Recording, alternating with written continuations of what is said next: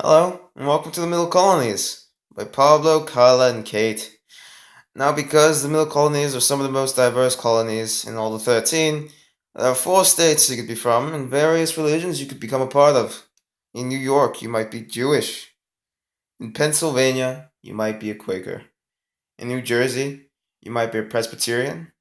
But in Delaware, you're most likely a French Protestant.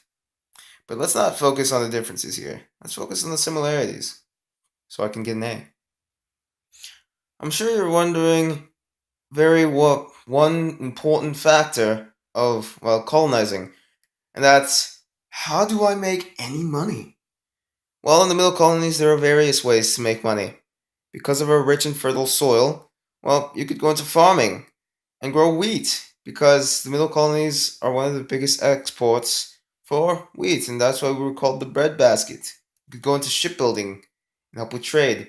We have more lumber than the southern colonies, but sadly less than the New England colonies. In Pennsylvania, they actually have a textile and iron industry. You could go into that if you're, well, handy.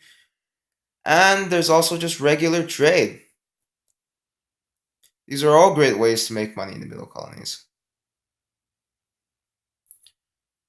I know you're wondering, what if I'm not socially acceptable or accepted into the middle colonies? Well, don't worry about that. The middle class is the most highly populated class in the middle colonies, which is quite ironic. It's filled with artisans, businessmen, and farmers. Artisans are people who craft stuff with their bare hands. Sadly, they do not contain hands that are wild bears. Businessmen, well, they work in trade. And farmers, they farm stuff. Good on them. Or if you're in New York and Pennsylvania, you might be part of the higher class. And they mainly party, go to watch plays, and celebrate with horseback riding, sleigh riding, or various other events. So don't worry, you're always socially accepted or acceptable here. But I wonder, how are our laws made? Well, we tend to follow the laws of regular Englishmen.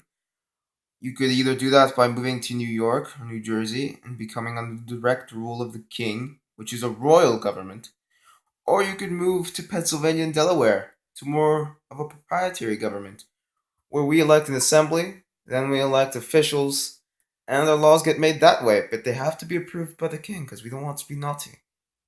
No one wants to be naughty. Follow these laws and we should get along great. William Penn was actually the very first official for Pennsylvania. Ironic, isn't it? Thank you for coming to visit my colonies. Now get out. Love you. Bye.